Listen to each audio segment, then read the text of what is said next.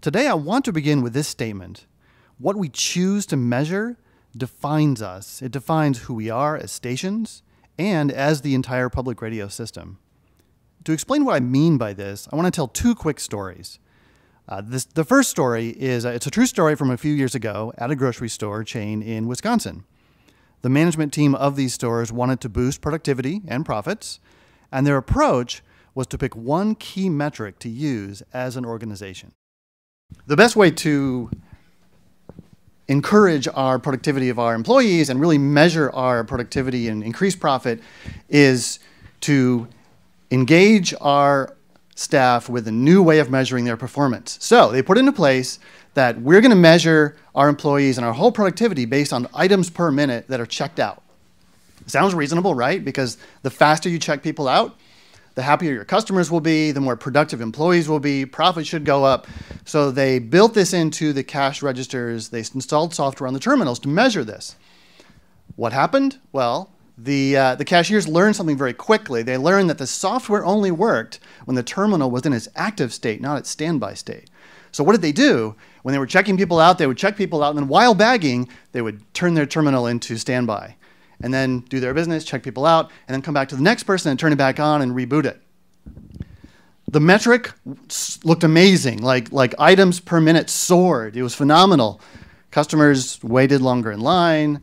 Terminals that went into standby mode forgot the swiped credit cards. It was a mess. And so the good intentions of the managers of this chain fell apart in execution because of what they chose to measure.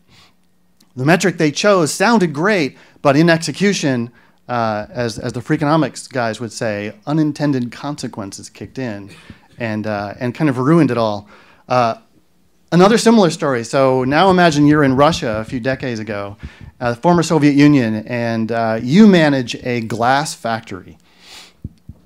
And you are told by your superiors that you will from now on be measured your factory productivity by the tonnage of glass you produce. So there's your metric for success. What do? You produce very thick, heavy glass because it's faster to produce. And in fact, it's so thick it becomes almost opaque and impossible to use. Okay, so that didn't work. So what about if we used a metric of square meters? Square meters produced of glass. Okay, so imagine what happens then. Very thin glass that's so thin that it tends to crack and break on installation. Another true example of trying to use metrics to motivate behavior and increase productivity and measure how we're doing, but the metric they chose defined wrongly the outcome they were looking for. So I raise these stories because we talk a lot about measurement, we talk a lot about how we should measure how we are doing as a system. And it's important to know that what we decide and choose to measure or look at every single day has a huge impact on, first of all, what we reward. So implicitly or explicitly, how we praise our team at our stations or how we chastise people about numbers. The numbers we talk about are almost immediately going to be read as that's what's incented. That is what motivates me and what rewards me. And of course, we know from a lot of studies that whenever we reward people, implicitly or explicitly, that's totally going to drive behavior. It's going to drive what we do and fundamentally where our priorities are, where we put effort. I mean, staff lives and breathes this, right? Because this is how we reward people. And thus, it's going to define what we are fundamentally as organizations. So this leads to the obvious question, thinking about as a system and individually as stations, what are you measuring now? What are the choices that you are making about what you count at your station? And how does that affect the culture? How does that affect the behavior of staff? How does that change what we become as organizations and the type of impact we have in our communities? Because it has a real impact. Measurement isn't just about on the back side of something measuring how we do.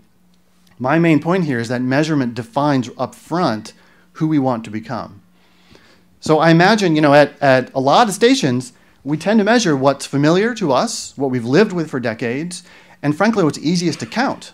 That becomes very easy to put in front of people. If we've got a number, we tend to share it as broadly as possible. So we measure things like this. And they are all excellent and critical things to measure. It's really critical that we do measure this. But here's my question. does this tell the whole picture of what you as a station want to be in your community?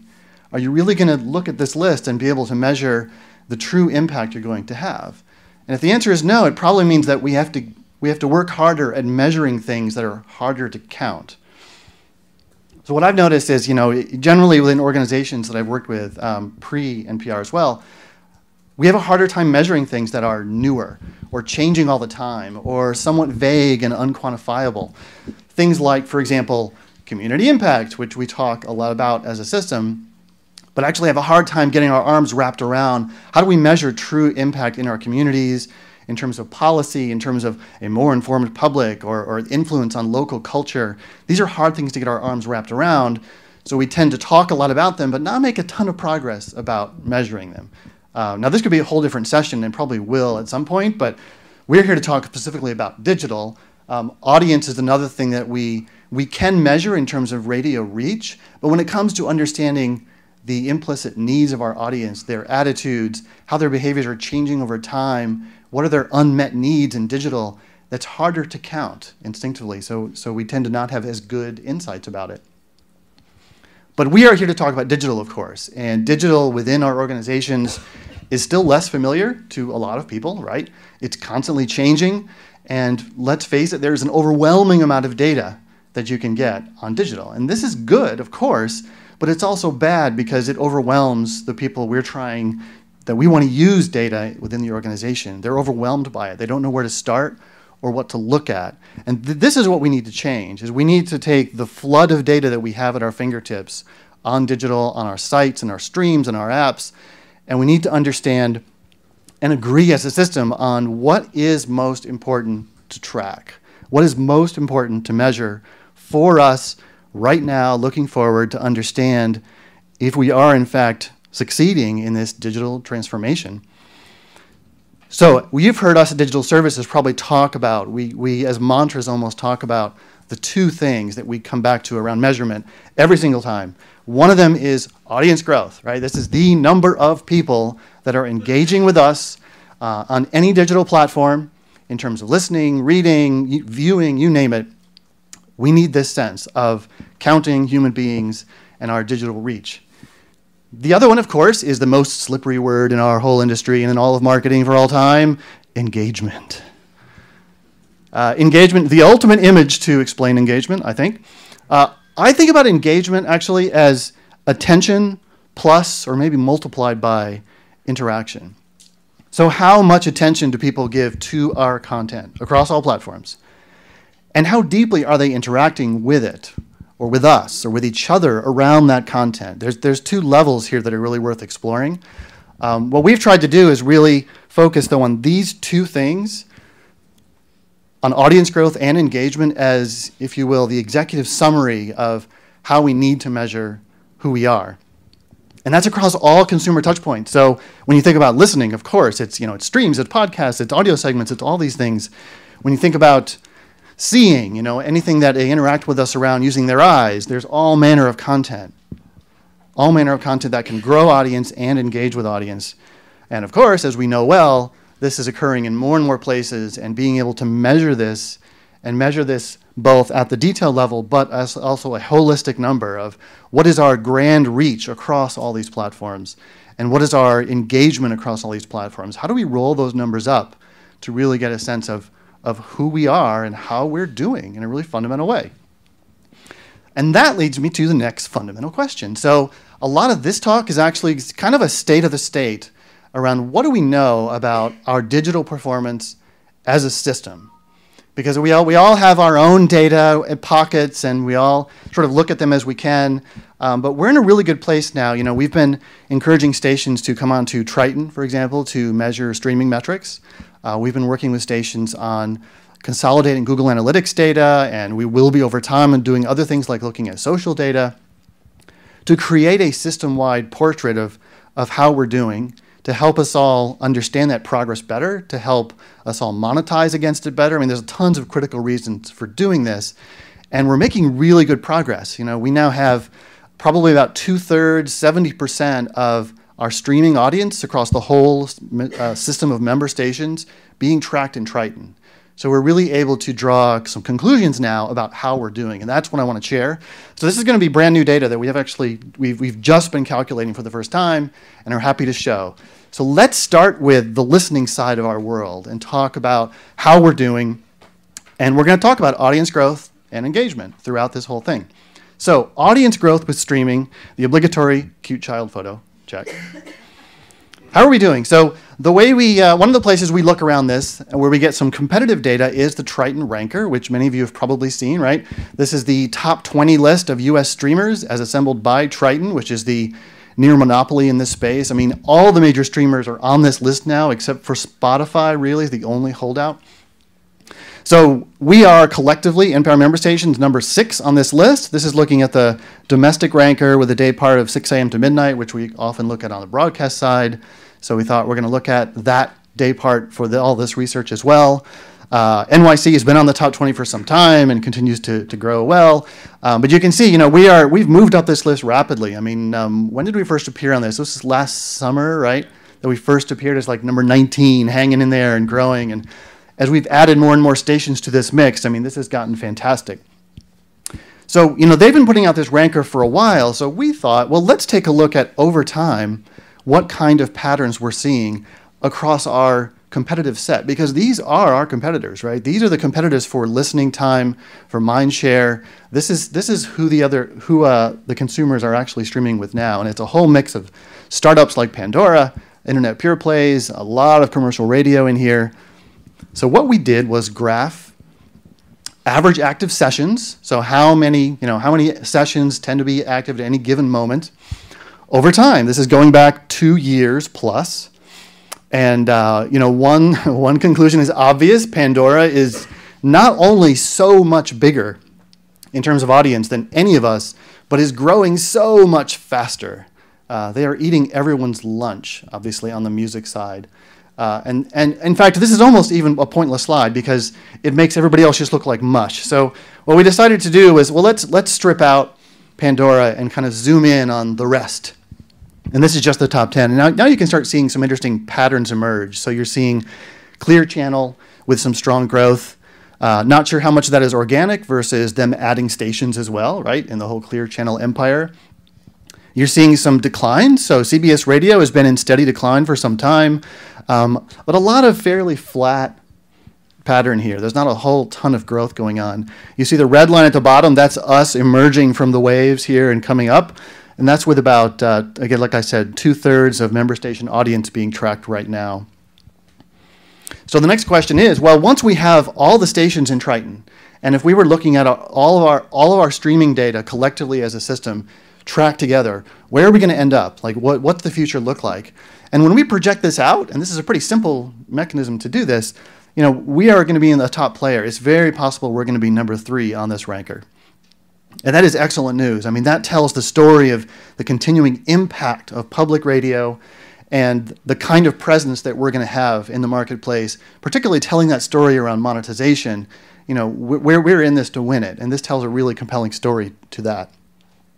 As we continue to measure this, obviously, we're going to share this on an ongoing basis. We're also going to share these slides, although I don't know where yet. Is Stephanie right around? We'll figure that out, so don't feel like you have to take pictures or memorize all this. I promise we'll share it.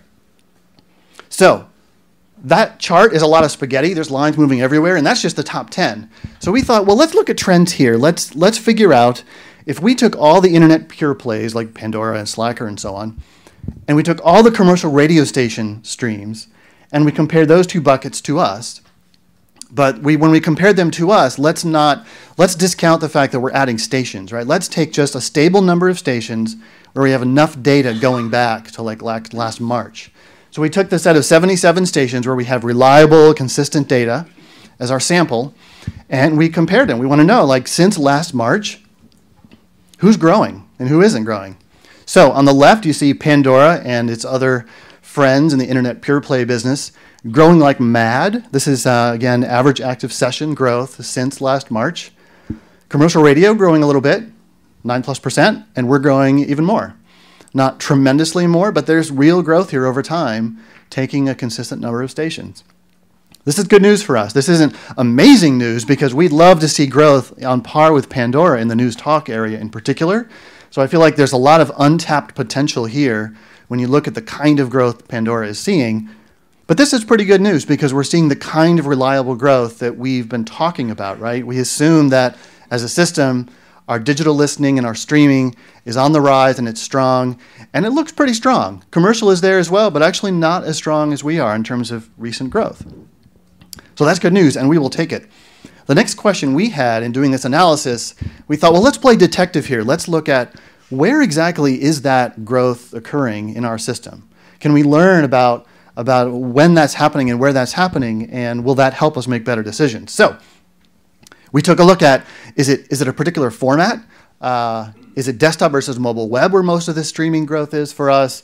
Apps, aggregators, and so on. So we have data on some of this, not quite as much on others, but I thought I would share what we've got. So the first thing we looked at was format. We took basically all of our news talk streams of the 77 stations, news talk streams versus music streams. So let's see who's growing faster. Music streams is the purple line. That's actually pretty steady. Not a ton of growth, again, in terms of average active sessions. News is much more dynamic. Maybe it's the summer doldrums and the election and whatnot, but you can actually see pretty significant growth from March to where we are right now. So that's one clue about where our real growth is more active right now. Did I see a question? And that's still with a stable base of stations? That Yes, that's right. So this is still just looking at a stable base of stations as our sample. We wanted to be as scientific as we could with looking at this.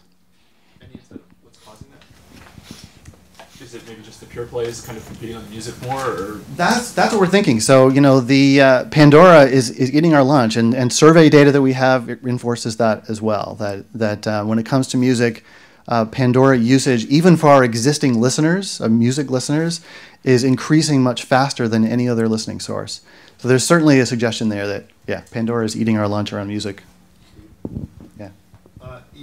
You said that this is good news, and so I just want to know whether you have any perspective on whether this growth in digital streaming, live streaming, is connected to any change in overall terrestrial broadcast listening. I think anecdotally, yes, but we're still running those numbers. We're starting to get a peek at that, but right now, streaming looks like across the system, it's still about 5% of overall live listening. We don't count on that necessarily because we're still working on that to get those details right. But it's still a pretty low number relative to total broadcast consumption. But it's clearly rising, and this tells us something. Now, what we haven't done is, over time, been able to track enough of this to see is the theory has been, of course, that digital streaming is making up for whatever decline we're seeing in terrestrial, right? And we don't have enough trended data to be able to show that for sure yet. But this is starting to suggest that we're on the right track and that we are headed to make up some of that gap. And maybe you at some of your stations have done more of this calculation than I have looking at the whole system, but yeah. Do you have any breakdown in music formats between that? Yeah, not yet. We haven't actually broken that down. We only had 33 music streams represented here, so didn't want to break them down too small because then it starts to get a little less reliable for looking at the data. Yeah. One of the statistics that I think would be super illuminating, half of our streaming traffic comes from outside of our broadcast area. And there's nobody who understands how to monetize that better in Los Angeles or Minneapolis, St. Paul than we do. I don't need any help there. Here, say this, make sure we can get it. Good point. What I'm most interested in is what percentage of all of these streams traffic is coming from outside of each station's broadcast area. Half of the traffic to Minnesota Public Radio streams, half of the traffic to SCPR streams comes from outside of Minnesota or Los Angeles. If you're in Minneapolis or Los Angeles, I know how to monetize that. And I have the relationships to do that. The challenge becomes, I know that 5% of the Currents audience is in Boston. I don't know how to monetize that. So that seems to me to be a big question. Yeah, you raise a good point around not only needing to measure that better, but then the monetization against that, which is both very, very valid points. I mean, the Triton dashboards, as if you've been in there and dug down, they don't give us a ton of ways to filter, for example, by geo. So, we tend to go back to Google Analytics or to Chartbeat and do some proxying to look at that.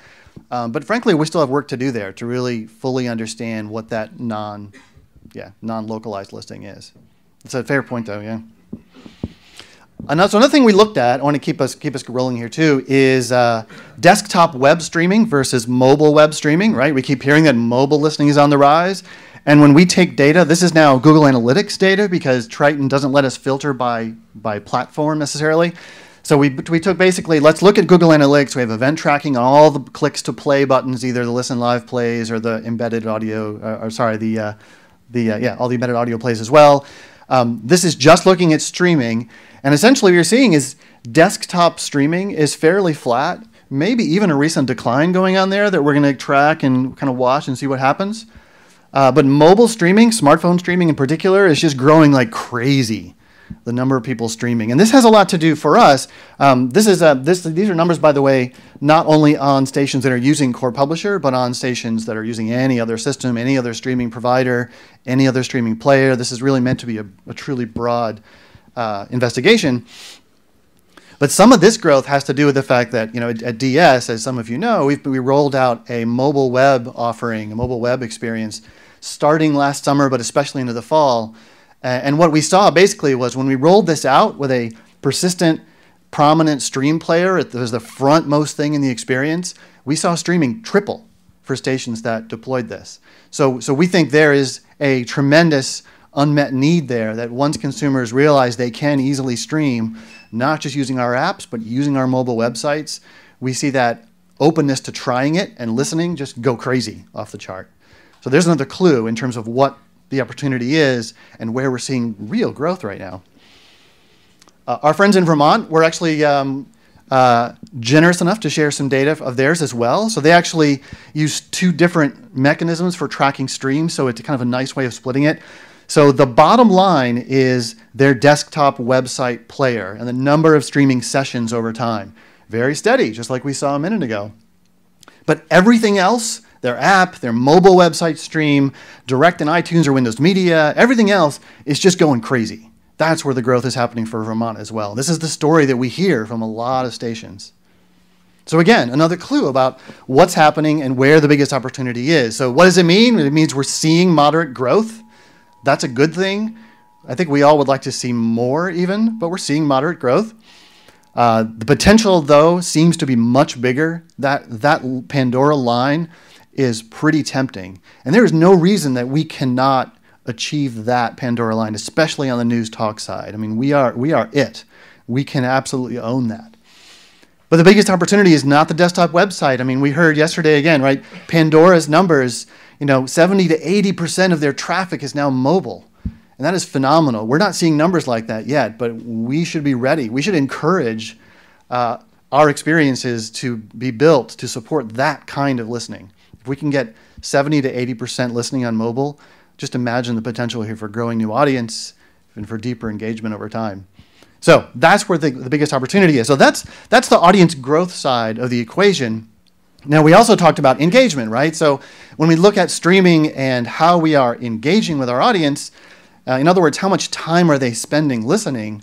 Well, what do we know there? We know a little bit, not quite as much based on the Triton data. So what this is basically I took the top 20 streamers in that Triton Ranker, and this is the average time spent listening in hours. So you can see that for the most part, an hour per listening per session is pretty standard. We're in the mix of that kind of time frame.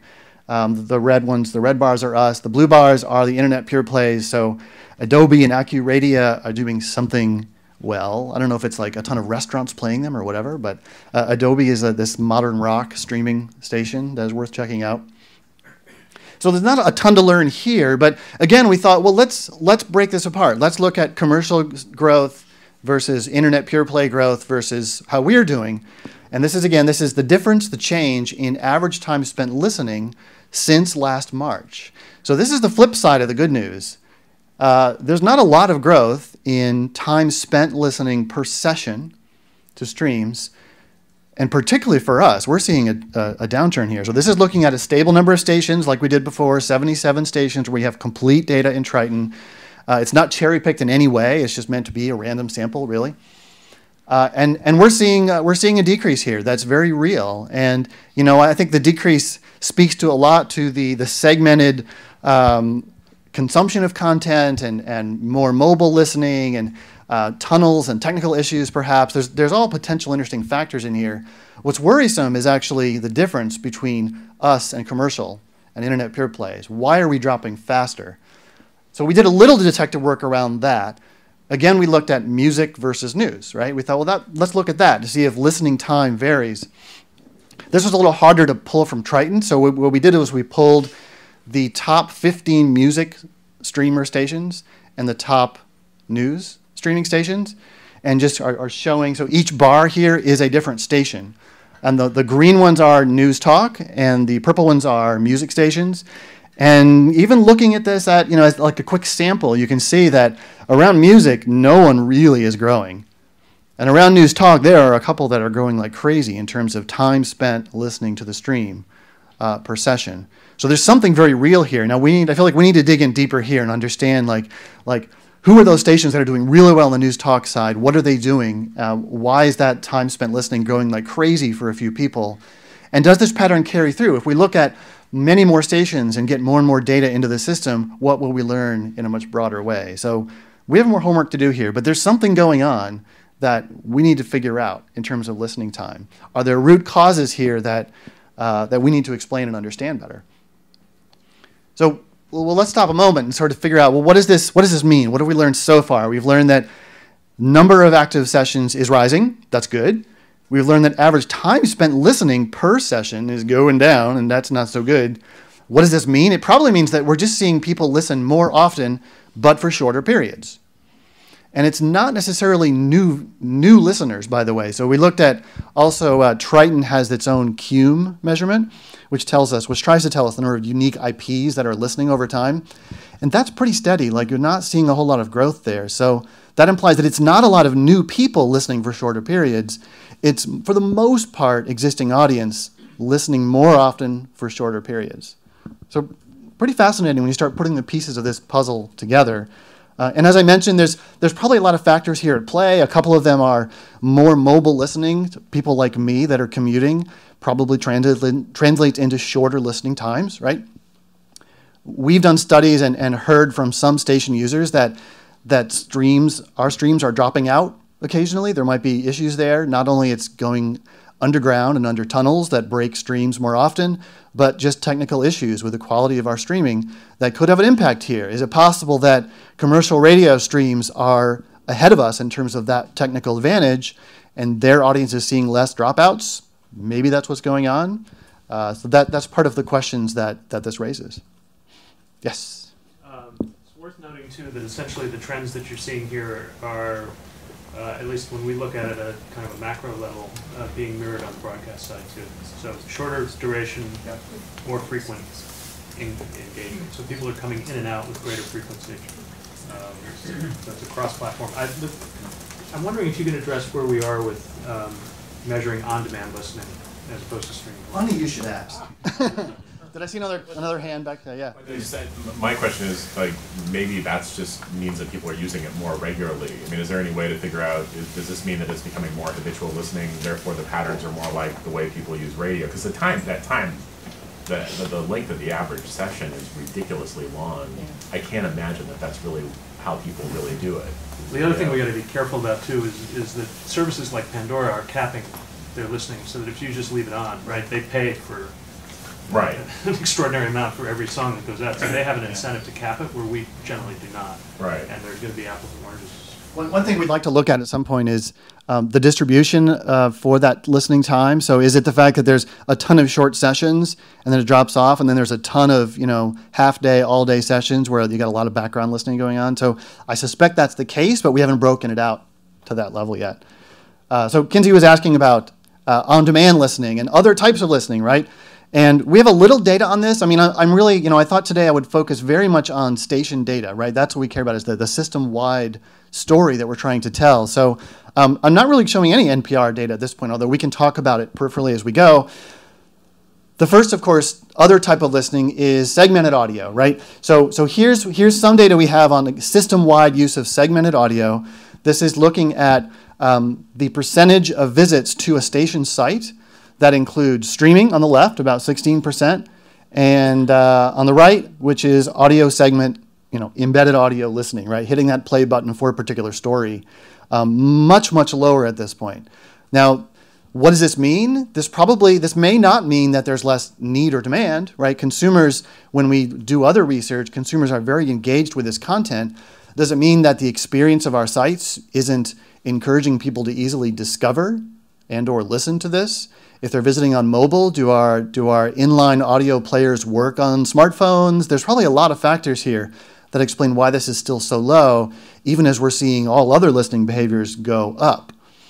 But it's an important thing to know that right now on our sites, for whatever reason, our sites are not driving as much segmented audio listening at all compared to the live stream that our users are so accustomed to. Did you try to do any standardization there based on like audio segments that are available or anything like that? There seems to be a mix in some stations. Right. It's very much a mix, and that's part of what we want to do next is really normalize that. So we can look at, of stations who have this quantity of segmented audio and streams, like what do we see those differences? And this is something where I recommend looking at your station data because of issues like that. Obviously taking some of this home and digging into your own data to determine, are we inside or outside of this kind of pattern? We did a user panel on this because we see the same thing. And of the 25 people that we brought in, we asked, you listen to public radio, and they're like, but why would I spend 4.5 minutes to listen to something when I can read it in 60 seconds and get exactly what I want out of it? Yeah, there are definitely some user attitudinal things there around the length of the content. I think that's very fair. Around other types of listening, we have more homework to do. I mean, as a system, our analytics practice at Digital Services, there's a lot more we need to know. We need to know about trends in segmented audio over time. Are we seeing growth there? We need to know about aggregator metrics. We have partial access to this now and individually, but how do we tell the system-wide story about aggregator listening?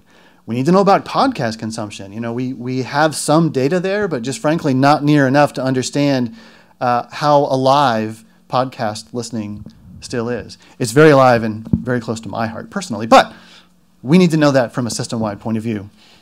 Okay, so that's the listening side of our universe. Very quickly, a couple of things from the website consumption side of our universe. So when we think about the eyes and how we're engaging people with the eyes, not just the ears, there's some interesting learnings here as well. So what we did was we took a representative set of stations, again, where we had a stable amount of data going back. And for thinking about, is our website audience growing, the number of people we reach, we looked at unique visitors, which is the classic familiar metric that many of us use. And this is basically 61 stations where we have consistent data going back very evenly for about a year. And we are seeing steady growth. I mean, there's an obvious election bulge that we're all familiar with, but this is good news as a system. This is not cherry-picking stations. This is looking at a even random sample of 61 stations, and that tells a good story. So this is viewing all unique visitors, no matter what they were doing on our sites. Yeah. So the number is 1.1. The peak is 1.1 million, basically, is what it looks like there. Is that monthly? Yeah, this is exactly right. These are monthly numbers across the 61 websites that we're looking at.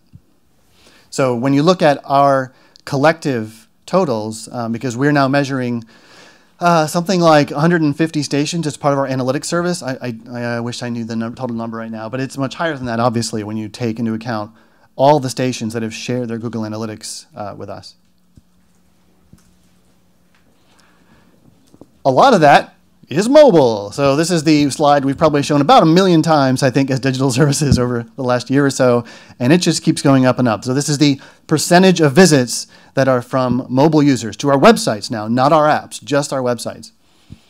It is not going to be long before that number is more than half. I mean, that's you know, people are talking about this in the industry. They're saying 18 months. You know, what's that tipping point going to be when we are seeing most of our traffic come through the device and not the computer? That's going to be a significant moment. Any analysis done on mobile sites, like mobile optimized sites versus non?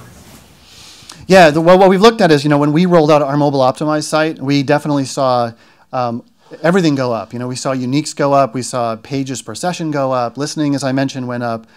So all those numbers seem to rise when, of course, you optimize the experience for whatever screen you have in your hand. Yeah, but it was reinforcing to see that, right? Because we all think that must be true, but it's one thing to believe it, another thing to have evidence for it. Yes? One trend I noticed just recently was our weekend mobile use is way higher than Yes. weekday mobile use. Yes, that's a good point. So weekend, you'll see it go up. In evenings, there's all sorts of interesting patterns now that are emerging. So tablet usage in the evening will go up. It's fascinating to see. By the way, about a third of this is tablet at this point for our sites. And this just keeps growing and growing and growing. Okay, so that was the audience growth side. And then finally, around our websites, the engagement side. So cute baby picture, check. I think now I've gotten the kid, the cute baby, and the cat picture. So I believe I've got the trifecta. Am I right? Is that all right? And a stuffed animal. A stuffed animal, yes. Thank you. Oh, that was close. I know I did have one. What's the after trifecta? Quadfecta? That's not right. So for engagement, when we talk about engagement, one of the things that we look at most often for station sites is pages per visitor. So think about the number of pages that an average visitor sees over the course of a month. And we like that because honestly, you know, an engaged person is not just someone who comes back 5 times a month or a week, but it could be somebody who comes back only twice a month, but looks and reads very deeply a lot of our content, is looking and reading and listening to a lot of our stuff. So we like pages per visitor, pretty steady. You know, there's not a whole lot of news here to report. It's something we're going to continue to track and look for more holistic engagement metrics so we can understand over time how are we doing with engaging users, not only through audio, but the other content that many of our stations have to offer. But we can dig into what is the content on our site that is engaging them? What are the parts of the website that people are actually using? So your mileage may vary here because for every station this can be a little different, but we're seeing a lot of patterns. This is pulling from over 130 different station websites where we're able to track based on page types where people are going. What, again, percentage of visits are including each of these kinds of things. And I know it can be hard to read, so story pages, massive, still representing 50 to 60% of visits are hitting a story page. You've got 25% hitting streaming. So there's, you know, after that, it's a big drop-off, right? I mean, we know this. It's about audio. It's about original digital content. These are the things that keep bringing people back. These are the things that are our core. And everything else, even things like program schedule and events calendars and so on, I mean, yes, they get used, but just not near as much. So when you think about where investment happens and how much time we spend on these areas, I think these are always good numbers to bring up and look at for your particular station. If you were to trend this, though, I suspect that story spike is a new story. In other Yes, words, yes. If you went back 4 years, streaming would have been the first thing at the top, and the story count would have been really low. Yeah. So, I mean, it's a measure of you know, how stations have embraced the web. It varies tremendously by station based on investment in local digital news coverage. And absolutely, it's been changing over time as we've seen more stations, some invest in that. Yeah. Does your story metric include, is it just posts, looking at individual posts, or does it also include pages? Like we have our home page set as our news page, so it gets really high views. Yeah. But I don't know necessarily if they're reading the stories unless they're clicking on a post. Yeah, so that's a good question. So story pages right now only includes post pages. So there's clearly some news consumption going on home pages and section pages and so on. There are ways to get at that somewhat, but it's very hard, right? Because we don't know what people are looking at on the home page. We've done some research in that and looking at time spent on home page and scrolling, how many people are actually scrolling at home pages, but nothing really amazing came out of that, no obvious insights. But that's an important distinction, yes. The story pages here are just, stories are just post pages visits. Yeah. And just for fun, we looked at mobile here as well, kind of breaking out mobile differences. And what we're seeing is actually streaming is still a little lower than we would expect, right? Because we're seeing mobile streaming rise like crazy. We saw that earlier. And I think part of what's going on here is that for many of our sites, when you try to stream on a mobile phone, not always so easy or easy to find or easy to use from a technical perspective or a user experience perspective. And we think some of that's going on here. I also think that, there are many of our consumers who don't even think that they could stream from a phone from us yet. There's some work we have to do there around building awareness as well, because we know there's a need and there's a hunger for it. When we do it right, how do we do it better? But you can see that, in terms of stories and streaming are still the main things that mobile users are doing as well. Yes? Any sense if there's a difference between streaming in an app versus mobile site? Yeah, streaming in an app, we don't have station data on that collectively yet, but that's one of the things that we'd love to do. I'd love to ask that in the crowd, like, what do you guys see around streaming through your app versus streaming through your site? Is app streaming on the rise? Is it significant compared to site streaming? Any anecdotal quick comments? That'd be helpful to hear. Well, we just started our iPhone app and we stream 4 different streams, so I guess we have multiple services. So people who have discovered it love it, but getting the word out on this, in this competitive environment, that's the tough part. We don't have any measurements yet about where people are really streaming from.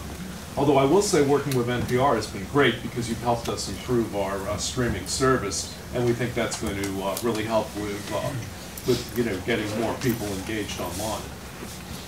In general, the rule of thumb around apps that we've seen is that our apps are particularly amazing for our audience that already knows us and already loves us. And those who have an app tend to engage deeper. So they listen more often, they listen longer, they read more. Just across the board, engagement metrics are higher. But for getting new people into our world, it can be harder, right? So you're right, they have to know about the app to go get it. And our loyal listeners will do so. But there's also a big debate still about whether we should just be concentrating on optimizing everything for mobile, which we've done with our website. Right. But my personal view is people are lazy and they like pressing buttons, and so I like having that app. Yeah. Oh, amen. I'm with you. Yeah. We just did a little marketing and discovered that the app was essential and really took up our streaming traffic because virtually all of the Fortune 100s in Minneapolis block stream. So Target, General Mills, US Bank, say can't stream. And so we said, if you listen to us in the morning when you're in the car, why not just keep listening to us when you get to work? Verizon, AT&T, they don't block that. Nor do they necessarily block it on the Wi-Fi systems in the same way that they block it on the desktop. That makes a lot of sense.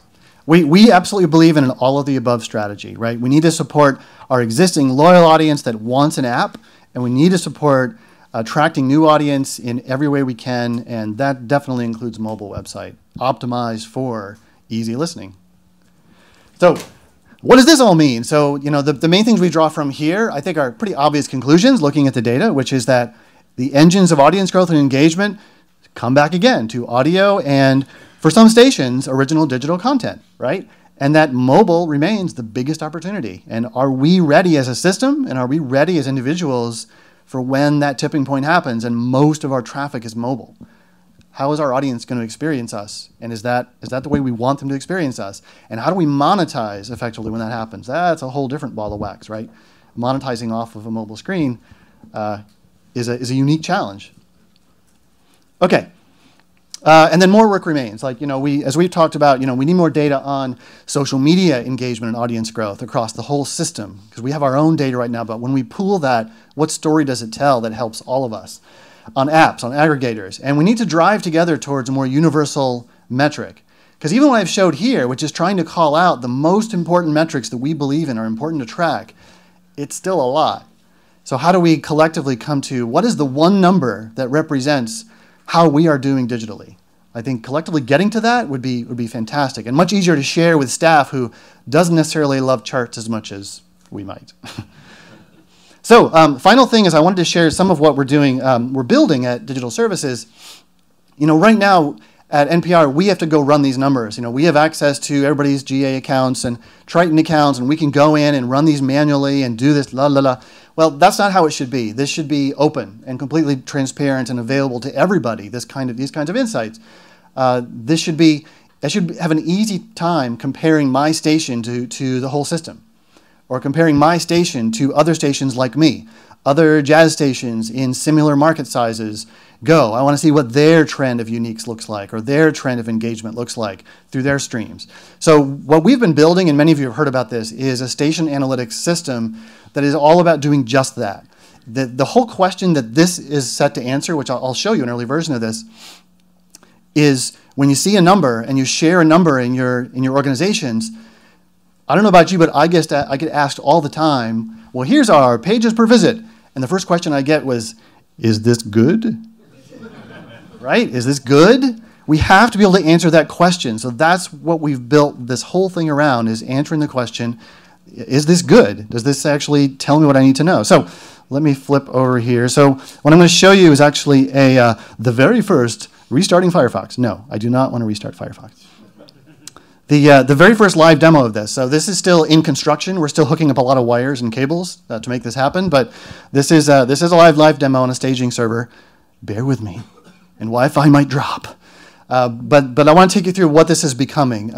We are expecting to release this in a few weeks. So we are very, very close here, which is why I'm able to demo it. So, what you will be able to see here, basically, I'll crouch so I don't block the screen, is as a station, your Google Analytics filters will be pulled into your profiles, and you'll be able to see your streaming data from Triton. Oh, see, that would be a problem.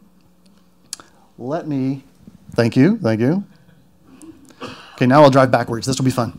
Okay, so you'll be able to see your Google Analytics profiles built in here and your Triton stream data. So one of the whole points of this thing is to aggregate metrics from multiple sources. So I can see all of my site metrics and my stream metrics, and eventually things like my social metrics, all in one place. And we can focus on providing the metrics that matter most for us, right? You go to Google Analytics, and it's so much for e-commerce companies.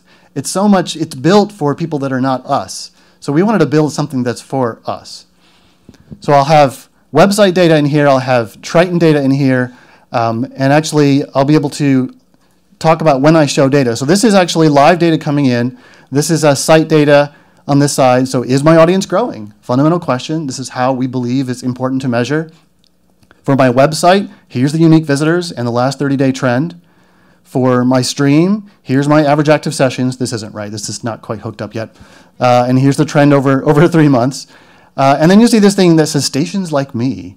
So what we're going to be building here is essentially the ability to compare to either the entire system to see how your numbers stack up, or stations like me. And if I hit edit settings, I'll get this kind of thing where I can say, I want to look at jazz stations in similar population metro sizes to me in this state or this state, and I'll be able to select these options and then see the data update immediately. So building custom segments that actually gives you context for the data that you're seeing.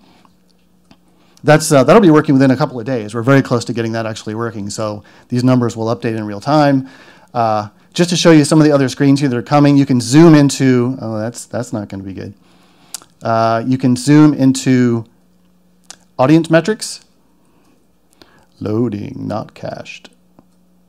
Here, I'll go back to. So we believe in the privacy of station data, so this menu will not be there. You will not be able to see the data from other stations. Oh, come on. That's actually an ongoing conversation that we should have, right? In Arbitron, we see everything. And it's worth asking the question in the long run about how much we should open ourselves up. But in any way, we're building it up front anyway to keep your data private. So where was I? Oh, yes, I wanted to show you just briefly. So audience metrics, you'll see like a deep dive into your trend over time of unique visitors compared to stations like me. And we'll have streaming in there as well. So every page is about your site, it's about your streams, and as we add more data sources, it'll be about other things like social. You'll be able to see your top performing content, in a very easy to understand way. What are the stories and pages that are performing well on our site? You'll be able to break down, like the chart I showed you earlier, what are the top activities on our site. So there's a lot here in progress, but I wanted to share just kind of where we're going with this, because we're really excited about being able to answer that question, is that good? So look for a lot more info on this coming soon. We're actually we'll do a webinar in a couple of weeks when this is ready to roll out. We can do a more complete demo and talk about a lot more of the underbelly of how this all works. Yes? And you also have radio reach data in there too, so are you feeding in Arbitron data along with this? Well, what we're doing right now is we have, in order to power the stations like me, we have to have the data on Arbitron reach and TSR even and so on. So right now we're asking stations to provide that. Ultimately, we want to hook that up into standard systems, so you don't have to enter this data separately, but it'll take us a little time to get there. Yes, sir. This is great, and I look forward to the webinar about it. One quick question, is this out of the box going to have the capability to build custom reports, or is it going to have some kind of methodology for building reports just, by specific data, specific time period, yada, yada? Right. A little bit, but to be honest, what we're trying to do is not recreate Google Analytics or Triton, because they will always enable you to go deeper and do that kind of custom reporting. What we're trying to do is really call up the cream of the metrics that are most important to look at, right? And provide an easy way and an inviting way to look at that data that encourages more people at our stations to use it on a daily basis. We wanted to create something as attractive as Chartbeat, but that really captures across more and more data sources and bring it all in one place. So this is much more about making data approachable and usable than it is about the super deep dives that everyone still needs to be able to do in Google Analytics. And all the data that's feeding this comes out of Google Analytics, so it's all going to match up. John, yes. I know we need to wrap up here, dude. Quick question. How many stations would be involved in this? You said something like 73, but you have many more stations in core publishers. So is it going to grow? What's the transition into the whole web metrics? Yeah, so this system is for everyone. It's absolutely for everyone. So it's easy. It's going to be easy for us to move core publisher stations over into this, which we're actually starting to do now with those stations. But this is for everyone. This is self-service. You can actually go to that URL right now and sign up. Some of you already are using our tag to replace your Google Analytics tag and feed all this information. We're going to do a big open invitation in the next few weeks to really get the word out about what this is and the fact that it's for everyone. That's the intent, right? Yeah. Comprehensive system measurement. Okay. Audio and digital measurement. Yeah. A quick question. Maybe I missed it. Are you going to be integrating video as well, YouTube? Yeah, that's something we've been talking about. So, at least where we have video and things like slideshows and other media on our sites, we need to be able to look at that. And then direct to YouTube as well. So we've talked about tapping into all manner of social media sites APIs to pull in those kinds of metrics. That's the intent. And so we've been building this in conjunction with a lot of stations that are already using the analytics service. John's part of that. And we can't wait to learn more about what you need and how this is working, because we want to evolve this based on the kind of information that your staffs need. So Bob said our mission is universal measurement across all digital touch points. This is the beginnings of that, but we anticipate this growing significantly over the months and years.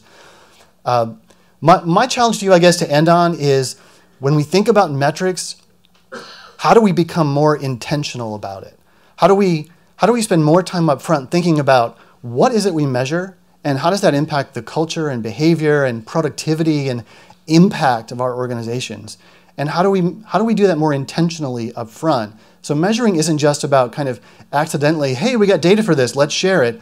But it's a much more intentional act about providing actionable insight that our staff can use to actually drive decision making, whether it's editorial, behavioral, whether it's what we build and where we invest. I mean, all these things should be, if not data driven, at least data influenced. And I think we're out of time, right? So any more questions? I'll be around all day, so feel free to bombard me with questions about data at any point. Yeah. Observation. And I want to thank Steve. I don't know anybody who manages to take all this stuff and put it in more understandable language than Steve does. So this is fabulous. I hadn't seen any of these presentations. Even he hasn't seen it. As I was looking across this, there was one takeaway that kind of stood out to me, which is, that Pandora hockey stick. And the conclusion I draw is that music has already been disrupted, right? They figured out a completely different user experience around music than just streaming, right? It wasn't about transition from terrestrial radio to streams. It was, we can imagine an entirely new user experience, and out of that we're going to get tremendous growth, and everybody else is either flatlining or declining in usage. Spoken word is next. It's trailed. The same thing hasn't happened there. Nobody has emerged and done the same thing that Pandora has done. And in a way, that ultimately is our challenge, because that will happen. And there are a bunch of startups in Silicon Valley that are working on that, including Pandora. So as you look at those trend lines, I mean, that's what, back to the question of how much urgency around this, 18 to 24 months, it's about right. Because that's the wave that'll hit us. That's why I was asking about on-demand and how much measurement we have around that. But anyway, great presentation.